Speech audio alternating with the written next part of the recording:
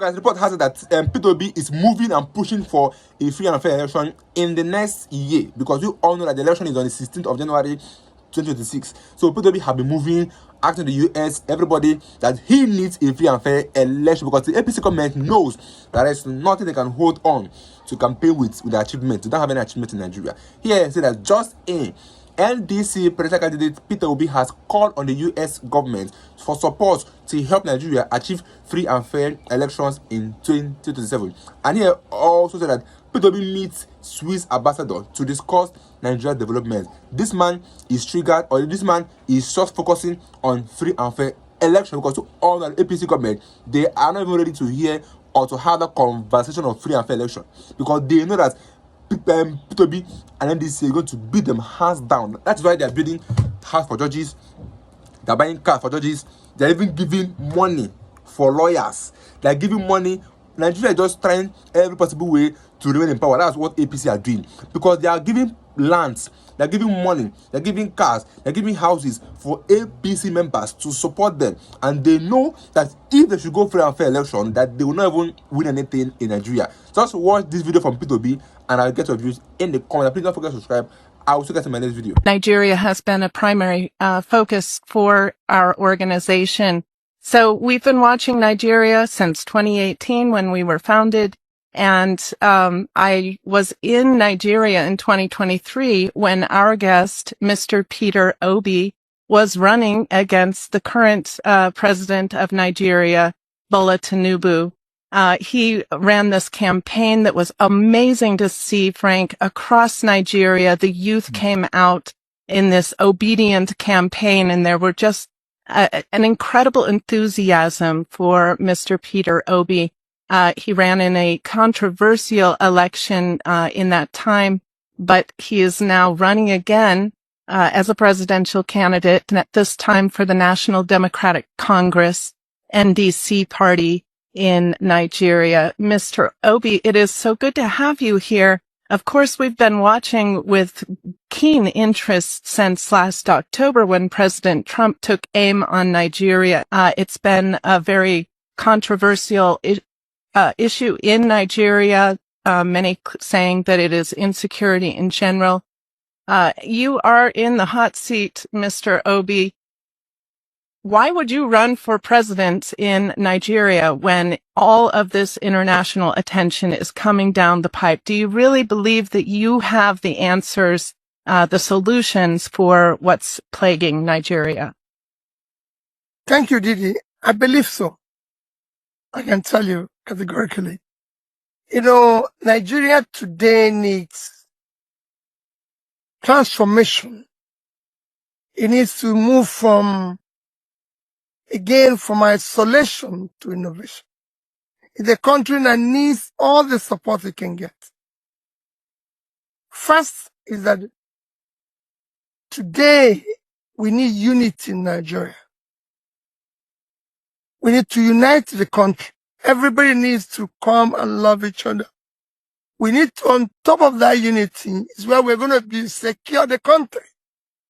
We have troubling insecurity in Nigeria, which, again, yes, people can say, oh, this person is being persecuted, or this group is being persecuted, but generally, we have a total insecurity problem, which needs to be dealt decisively.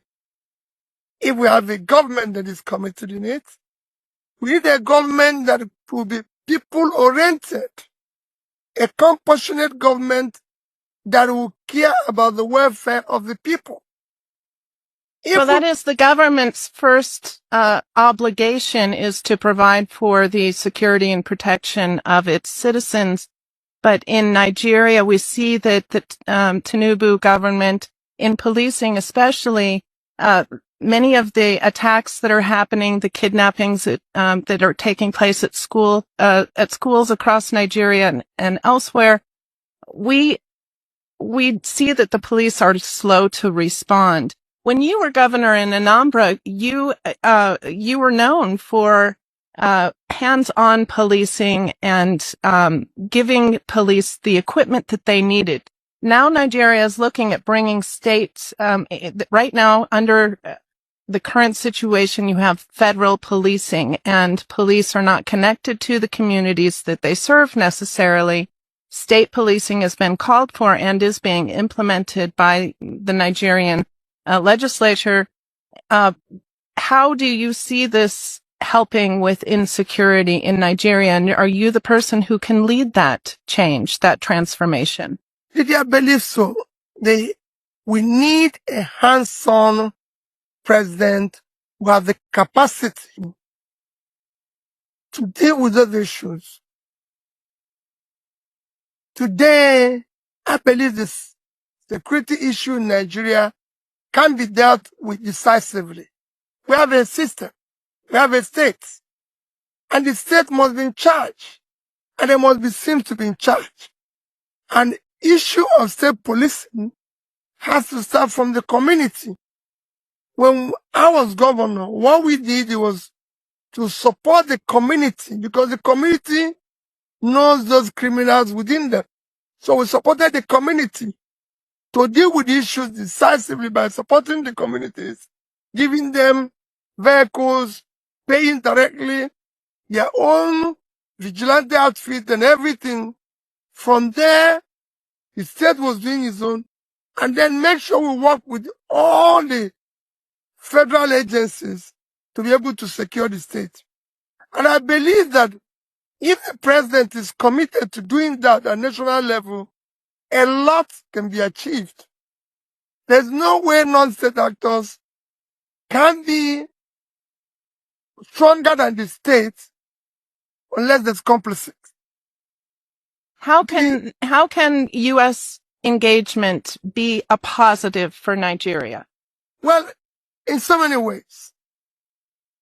They can support us in terms of security. They can do so in terms of governance, more especially in terms of election. We need to have free, fair, and credible election that will allow us to elect competent leadership with capacity, compassion, commitment, and character that are required in government. Because you need that. If we have government that have capacity today, it will be the other way around, because there's so many other things happening in Nigeria. It's not just insecurity that is our problem. We have problem where we have huge number of people living in poverty, huge number of youth unemployment. So you need to have a government that is going to fight the corruption that exists today in the country, be able to use the resources of the country to invest in productivity that will unleash growth and be able to create jobs for these young people. You need to invest in education. You need to invest in health of the people. So there's other critical areas that if we have support of countries globally, we can start changing. Mr. Roby, thank you for joining us and for this sort of enunciation of a very different vision for your country than what we have been witnessing there for now altogether too long. Security, who have been suffering egregiously. For everybody, not just Christians, for everybody. Not just Christians. But I want everybody is looking for help. But especially so. We're anxious to make sure that Nigeria prospers, and it has to be recognized. Its people have to be secure for that to happen. We wish you the best, sir, and hope you will come back to us with updates on your campaign. Didi, thank you for joining us as well and making this conversation possible. God bless you both.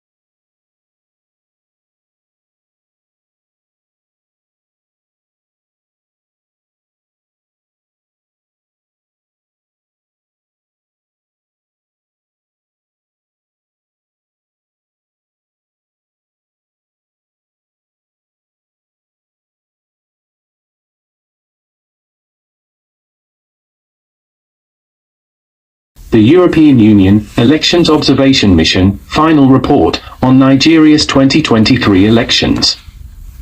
Executive Summary. The 2023 general elections did not ensure a well-run, transparent, and inclusive democratic process as assured by the Independent National Electoral Commission, INEC. Public confidence and trust in INEC were severely damaged during the presidential poll and was not restored in state-level elections, leading civil society to call for an independent audit of the entire process. The pre-poll environment was volatile and challenging, affected by economic crises. Fundamental freedoms of assembly and movement were broadly respected, yet the full enjoyment of the latter was impeded by insecurity in some parts of the country. Abuse of incumbency by various political office holders distorted the playing field, and widespread vote buying detracted from an appropriate conduct of the elections. Incidents of organized violence shortly before and on election days in several states created an environment deterring voters' participation. Media raised voters' awareness, fact-checkers stood up against disinformation, and civil society demanded INEC's accountability. The overall outcome of the polls attests to the continued underrepresentation of marginalized groups in political life. Positively, candidates and parties disputing outcomes took their complaints to the courts, although the number of such cases was extensive. The electoral legal framework lays an adequate foundation for the conduct of democratic elections, with key regional and international standards being ratified. However, gaps and ambiguities in national law enable circumvention, do not safeguard transparency, while also allow undue restrictions to the rights to stand and to vote.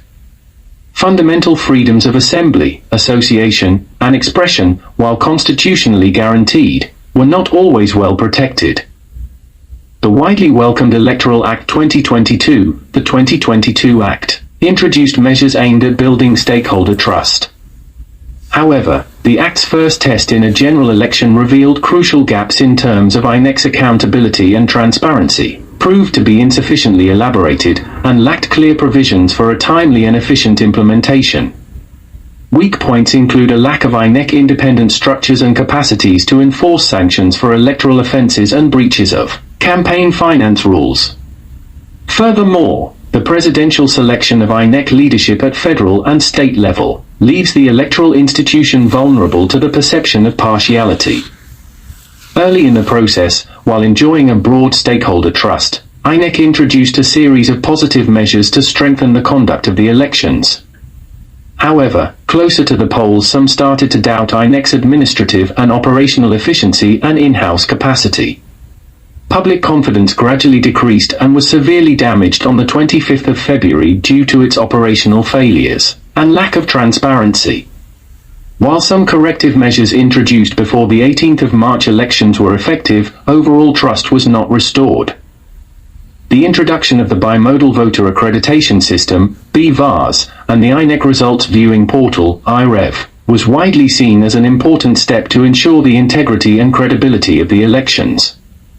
In practice, multiple missteps and lack of transparency before the polls, compounded by severely delayed display of presidential result forms, dashed the public trust in election technologies used. INEC failed to give a timely and comprehensive explanation for the failures on the 25th of February. Hence, the improved online display of results forms from the 18th of March state elections just fueled further speculations about what exactly caused the delays after the presidential poll. A total of 93.4 million voters were registered for the 2023 elections. Owing to civic mobilization during registration, 2/3 of the 9.5 million new registrants were youth. Yet, poor institutional planning and, again, lack of transparency negatively affected the collection of permanent voter cards, PVC. Confidence in collection rates per polling unit was undermined due to their belated publication. Overall, an external independent audit could have helped to assure accuracy and inclusiveness of the voter register. Following a contentious candidate registration process, there were 18 contestants for the presidential office, 4,223 for National Assembly seats and some 11,000 for state elections. All candidates were selected in party primaries, many of which reportedly involved excessive costs to participate. lacked transparency and were marked by low levels of participation of women as aspiring candidates. Leading political parties fielded only 2 female candidates for highly prized governor seats. This demonstrated a severe underrepresentation of women in political life and a lack of internal party policies to support inclusion, contrary to constitutional principles and international commitments. Excessive pre-election litigation exposed pervasive intra-party conflicts and, compounded by protracted legal deadlines for solving candidacy disputes, created uncertainty for voters, electoral contestants, and INEC alike. Among at least 1,200 court cases, some were perceived as politicized, others too technical, while some overlapped with the polls. Some legal disputes negatively impacted candidates' prospects to meaningfully campaign, while others risked undermining trust in the democratic process. The campaign, extended under the 2022 Act, took place in a shifting political landscape with ongoing realignments across party lines. It was competitive and presidential contestants conducted rallies nationwide, but naira cash and fuel scarcity and insecurity reduced activities and attendance. Canvassing was personality-centered, and many governors used their executive powers to tilt the playing field. Overall, divisive rhetoric with ethnic and religious undertones led to increased polarization. The EU Election Observation Mission recorded 101 violent incidents during the campaign, including at least 74 fatalities. Assassination attempts and killings increased closer to the polls, creating a particularly insecure environment in the southern states. In several northern states, systematic attacks by political thugs on rallies and political opponents was observed. Use of violence obstructed the campaign, disturbed the elections, and suppressed voter participation. Campaigning was also distorted by an influx of unrecorded money, and despite campaign finance being comprehensively regulated, the law appears largely ineffective. EU Election Observation Mission observers received reports of and saw widespread distribution of goods and vote buying. Several state agencies tried to tackle corrupt practices, yet their results were modest.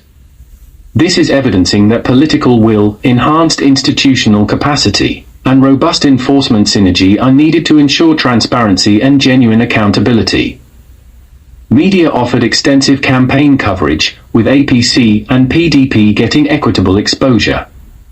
During interviews, politicians rebuffed merit-based questions, focusing instead on inter- and intra-party mudslinging.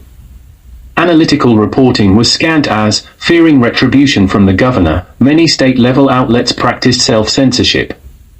The broadcast media regulator imposed at least 43 fines without a due process, while numerous attacks on journalists went unpunished. Overall, police inaction compounded by institutional pressures impeded freedom of expression, and hindered voters' access to diverse information on electoral choices. Social media was an important campaigning and mobilization tool for candidates, especially in close contests. It was further used by political camps to create false impressions of support or to attack opponents, as well as to spread false information. However, social media also provided a platform for citizens to express their views and stimulated important debates about the elections. Unfortunately, authorities often use the Cybercrimes Act to suppress freedom of expression online. Online and offline media joined forces with civil society and fact-checkers to safeguard the integrity of the information environment. Real-time fact-checking of gubernatorial and other contestants' debates strive to hold candidates accountable, while various formats of voter information raised awareness. Civil society played a crucial and positive role in the electoral process, offering a non-partisan assessment of INEC's conduct and, after the 25th of February polls, calling for greater transparency and accountability. Statements by citizen observer groups also pointed to INEC's failures, while their leaders took part in online and offline discussions focusing on the impact of thuggery, violence, and intimidation on voters, and called for a thorough independent review of the 2023 elections. Active involvement of youth was expected to be a decisive feature of the 2023 elections, especially considering the 2020's wave of civic activism. However, despite targeted voter information efforts, political parties were seen to exploit youth, many of whom were vulnerable to pressure or coercion on social, financial, and educational grounds. This underlines the need for greater efforts to protect genuine youth engagement in elections. Independent and active participation in elections of voters from marginalized groups was not sufficiently supported. Persons with disabilities could not always access polling units and assistive devices were rarely available. Data on registration and voting by internally displaced persons was not published. Overall, without a detailed operational framework for inclusion, regional commitments and constitutional guarantees of citizens' equality cannot be achieved. On the 25th of February, voting was critically delayed by the late arrival of sensitive materials and, during the early stages of the collation, presidential result forms from polling units were not displayed real-time on the IREV as committed to by INEC, and anticipated by all stakeholders. A critical failure in the entire election process manifested at collation stage on the 25th of February, due to widespread disorganization, a lack of adherence to prescribed procedures, and an unsuitable environment. By the time of the declaration of presidential results, 1/4 of result forms were still missing from the IREV, and a significant percentage of the forms uploaded on IREV, often needed for comparison with manual results, were not legible. On the 18th of March, voting started on time, yet multiple incidents of thuggery and intimidation interrupted polling, targeting voters, INEC personnel, citizen observers, and journalists. On election days, most incidents occurred mainly across the South, but also in central and northern states. Voters' deep disillusionment with the conduct of both polls was evident. The quality of the forms uploaded on IREV substantially improved as compared with the presidential elections. On the 1st of March, INEC declared that the ruling APC's Bola Tinubu had won the presidential race, while the party retained its parliamentary lead.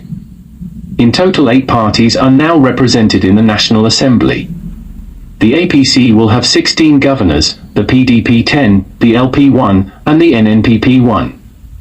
The outcome of 2 gubernatorial and 39 National Assembly races were established in repeated elections on the 15th of April, after the departure of the EU Election Observation Mission.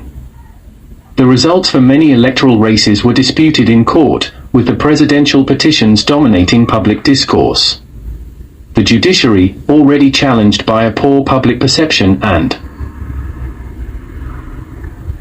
resources limitations, is now faced with a daunting task with potential significant long-term political consequences. The high number of post-election petitions also are administratively and budgetarily costly for INEC. The post-election environment saw ongoing political animosities, unfolding primarily through the media and online, though protests remained peaceful.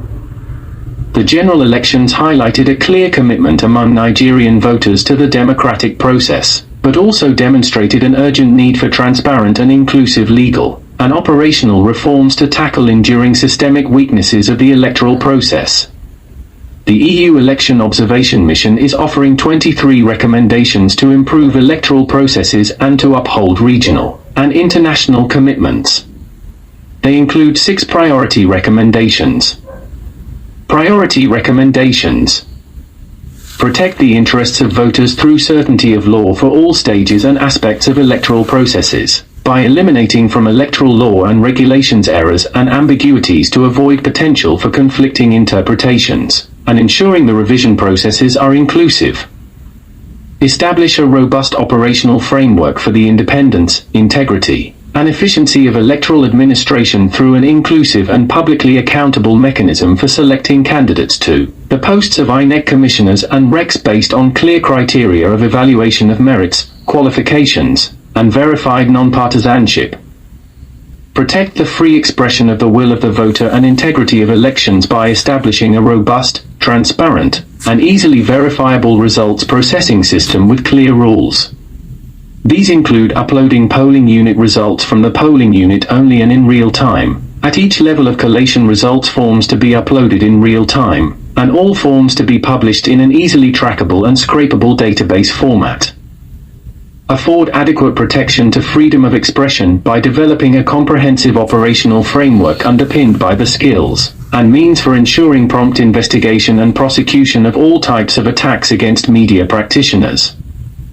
Undertake urgent and robust affirmative action to ensure meaningful women's representation through special measures in line with the Beijing Principles and the National Gender Policy to increase the representation of women as candidates and in elected office, further supported by cross-sectoral, intensified, and sustained capacity building and sensitization to eliminate discrimination. Address impunity for electoral offences through robust, well-defined, and effective interagency coordination governed by clear rules on non-partisanship, optimization of resources, delivery of effective investigation and sanctioning, and provision of regular public consolidated information on outcomes. Introduction. The European Union, EU, deployed an election observation mission to observe the 25th of February presidential, Senate and House of Representatives elections, and the 18th of March governorship and state houses of assembly elections in Nigeria, following an invitation from the Independent National Electoral Commission, INEC. The EU Election Observation Mission was present from the 11th of January to the 11th of April, 2023. The mission's mandate was to observe all aspects of the electoral process, and assess the extent to which the elections complied with international and regional commitments for elections, as well as with national law. The EU Election Observation Mission was led by the Chief Observer, Barry Andrews, member of the European Parliament from Ireland. The EU Election Observation Mission comprised a core team of 11 analysts based in Abuja, and 40 long-term observers deployed to all regions of the country. For the 25th of February election day, the EU Election Observation Mission was reinforced with 54 locally recruited short-term observers, bringing the total to 110 observers from 25 EU member states, as well as from partner countries Canada, Norway and Switzerland, and including a 7-member delegation of the European Parliament, led by Evin Insia, member of the European Parliament from Sweden. For the 18th of March election day, the EU Election Observation Mission was reinforced with 16 locally recruited short-term observers. In total, the EU Election Observation Mission deployed 63 observers for the gubernatorial elections. The EU Election Observation Mission is independent in its findings and conclusions.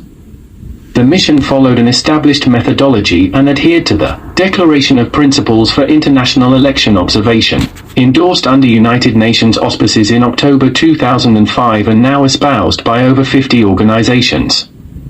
The EU previously deployed election observation missions to Nigeria in 1999, 2003, 2007, 2011, 2015, and 2019. People know that if they do free and fair election, that he have won, because in the north they are campaigning for him, in the south for him, in the east for him. So he's aware that he's going to win in the next election, and Tinubu is doing everything possible to make sure that they rig that election. But P2B is saying no, that is not going to happen, that he wants a free and fair election, because we all know what happened in the last election. Because it's good to know that Kano government are facing the backlash for getting or for gifting 1,540 lands, 100 million to APC members while residents are living in poverty. This can only happen in Nigeria. People are suffering, but the government are enriching their cohorts so that they will be able to win the election of next year, because they know that they don't have anything they're holding on. They don't have any tangible thing that they can boast off and say, okay, they have done for Nigerians. It's not that they've given us a light, no road, no good school, nothing under APC government. So they are all scared of what might happen in the next election. So they are trying to rig their way in Nigeria. Meanwhile, guys, let me get your views in the comments. Please don't forget to subscribe. I'll see you guys in my next video.